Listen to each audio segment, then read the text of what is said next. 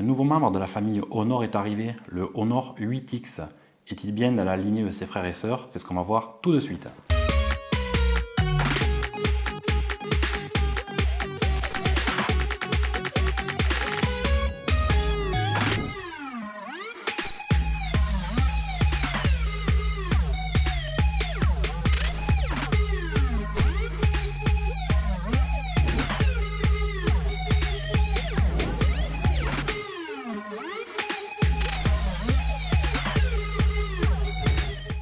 Un petit tour de la boîte rapide. On a une boîte bleue qui ressemble un peu à celle du Honor 9 Lite que j'ai présenté il n'y a pas longtemps. Un lien va apparaître dans un coin de l'écran. Sur cette boîte, on a un visuel du smartphone sur le dessus. Quelques spécifications techniques ici. Rien de spécial sur les autres faces. On a ouverture. Sur le dessus, dans un sachet plastique, le téléphone. En dessous, une boîte avec, ça devient habituel, un petit outil pour éjecter la trappe des cartes SIM. Pas mal de lecture. Dans un autre sachet plastique, une coque souple transparente en silicone. Tout au fond de la boîte, le chargeur. Un câble USB micro USB et le kit main libre. C'est tout pour le contenu de la boîte. Passons maintenant au téléphone. Il a quand même un look très sympa. Pour commencer, l'écran occupe quasiment toute la face avant. Les bordures sont très fines. Il y a une encoche tout en haut sur ce modèle. La face arrière, elle aussi, est originale. Déjà la couleur rouge qui n'est pas commune. Et si on regarde bien, je vais monter un petit peu. Il y a une différence d'effet du côté des capteurs photo. Ça fait vraiment très chouette, ça se démarque des autres téléphones finalement. Alors comme je disais, l'écran qui occupe environ 91% de la face avant, il mesure 6,5 pouces pour une définition de 1080 par 2340. C'est du 19,5 neuvième. La densité de pixels est de 396 points par pouce. La technologie utilisée pour cet écran est de l'IPS LCD et il dispose du traitement Corning Gorilla Glass pour éviter les rayures. Dans cette encoche, il y a tout à gauche un capteur, au centre le haut-parleur et à droite la caméra frontale de 16 mégapixels qui ouvre au maximum à f2. La résolution maxi des vidéos est de 1920 par 1080 et celle des photos de 4608 par 3456. On ne le voit pas, mais il y a un petit voyant pour les notifications en haut à droite de l'encoche. Il n'y a pas de bouton physique sur l'avant, les boutons, comme on peut le voir, sont logiciels. À droite, il y a le bouton d'allumage et au-dessus, le bouton de réglage du volume, du classique. Sur la tranche gauche, ici, la trappe pour les deux cartes au format nano SIM plus une carte micro SD. Oui, vous m'avez bien entendu, c'est bien deux cartes nano SIM plus une carte micro SD. C'est le tiroir le plus long que j'ai jamais vu, pour faire simple. En dessous, le port jack 3,5 mm, un petit trou pour le micro, au centre le port micro USB et tout à droite le haut-parleur.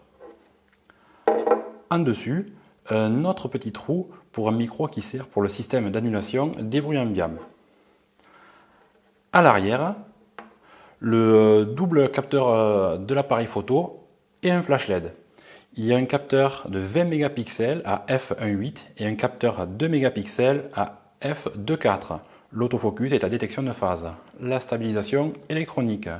La taille maxi des vidéos est de 1920 par 1080 du Full HD et celle des photos 5120 par 3840.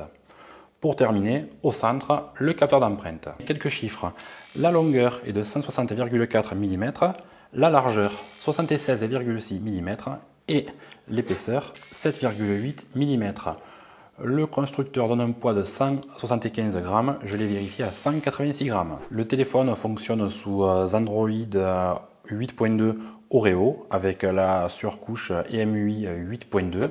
La mise à jour vers Android 9 est bien prévue sur ce téléphone.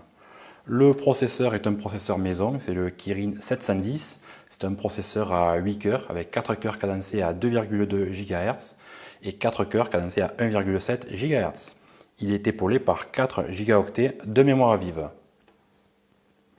La puce graphique est une Mali G51 MP4. La capacité de stockage disponible au premier démarrage est d'un peu plus de 53 Go sur cette version 64 Go.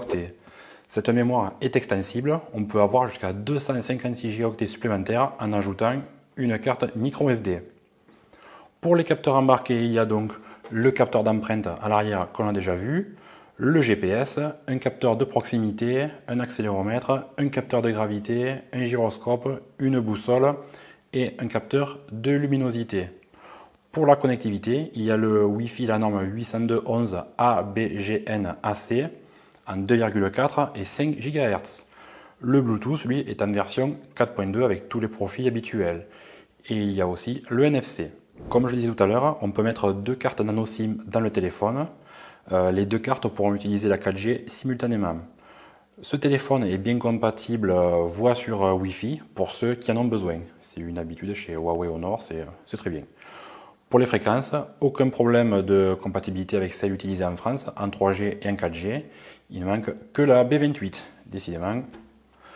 Pour terminer, la batterie fait 3750 mAh et elle est bien sûr non amovible. Ce téléphone existe en 3 couleurs, rouge comme celui-là, mais aussi en bleu ou en noir. Il y a une autre couleur un peu plus compliquée à trouver, c'est lilas. En plus de cette version qui a 64 Go de stockage, il existe une version avec 128 Go. La quantité de RAM par contre reste identique avec 4 Go. On peut acheter ce téléphone pour un peu moins de 240 € sur le net, mais on le trouve très souvent en vente promotionnelle aux alentours de 210-220 €. Voilà pour les spécifications et les détails de ce smartphone. Je reviens maintenant face à la caméra.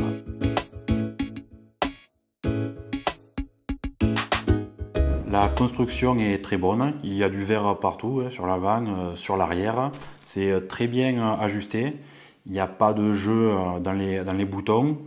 Bon, par contre, comme d'habitude, avec le verre, bonjour les traces de doigts et ça très rapidement. Avec l'écran qui occupe presque intégralement la face avant, les bordures qui sont très limitées, même en bas, malgré la dimension de l'écran de 6,5 pouces, la dimension du téléphone général reste quand même très contenue. La qualité d'affichage est très bonne, même si j'aurais apprécié une luminosité un peu plus importante. Le capteur d'empreinte à l'arrière du téléphone, bon, ça reste toujours aussi peu pratique à mon goût.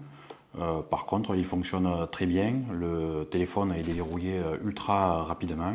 Après, si on préfère utiliser la reconnaissance faciale, c'est possible avec ce téléphone. Ça fonctionne un petit peu moins vite, mais ça déverrouille très bien le téléphone. La surcouche logicielle est quasi identique à celle de Huawei. C'est classé par catégorie. C'est joli, c'est bien. Lors de la mise à jour sous Android 9.0 qui est prévue, je pense que Honor va passer sous une interface maison Magic UI 2.0. Voilà. C'est fluide, il n'y a aucun problème de ce côté à signaler. Je vais lancer le petit jeu habituel pour comparer. Donc là voilà, ça va charger. Voilà, on arrive sur l'écran d'accueil et on peut jouer très rapidement. C'est parti. Voilà. Bon, là il me remet le tutoriel. On va passer. On commence. Voilà. On prend un peu quelques pièces. Hop, hop, hop, hop. Voilà, ça marche très bien. Aucun problème de ce côté-là. Pour la partie photo, les photos et vidéos faites avec ce téléphone sont plutôt bonnes, surtout la journée. Ça se gâte un petit peu lorsque les conditions lumineuses sont moins optimales. Après, il y a plein de petits gadgets, voilà, avec des petites options pour s'amuser. On peut même en télécharger d'autres. Qu'est-ce qu'on va trouver d'autre? Si on veut faire des portraits, vous allez avoir ma tête ici, photo. Voilà, vous voyez en face. Là aussi, vous avez accès plein de modes qui peuvent être rigolos. Alors là, par exemple, il y a celui-là, là, réalité augmentée. Hein, on peut se mettre des... voilà, voilà, celui-là est très sympathique. Voilà, on a droit à celui-là. Voilà. On peut avoir une tête de chat. Il y a, voilà, si on veut voir comment ça fait quand on a des lunettes. Hein, ou un masque de truc japonais. Mais la musique va bien. Voilà. En dessous, on retrouve la prise de casque. C'est bien pour ceux qui en ont besoin et qui préfèrent utiliser un casque filaire qu'un casque sans fil. Mais Honor, pourquoi, oui, mais pourquoi avoir mis un port micro USB à la place d'un port USB-C? C'est le progrès, l'USB-C. Là, on est resté coincé en 2017.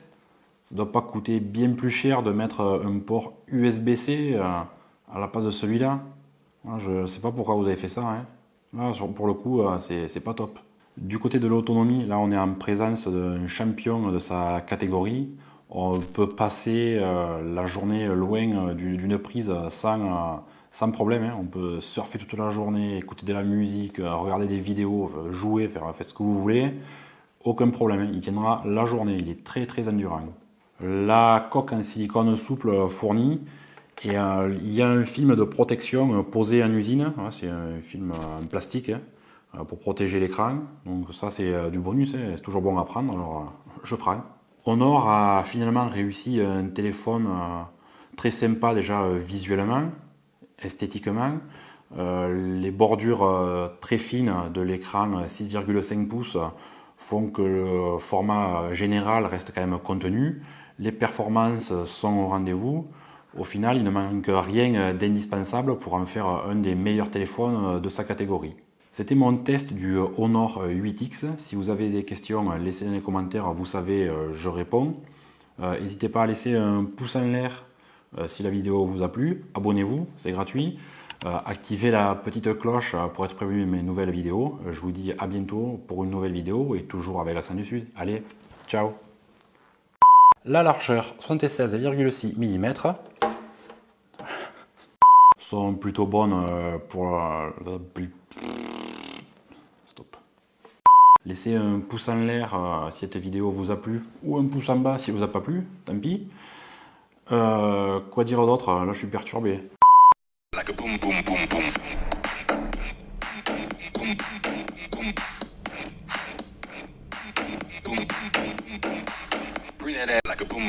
boom.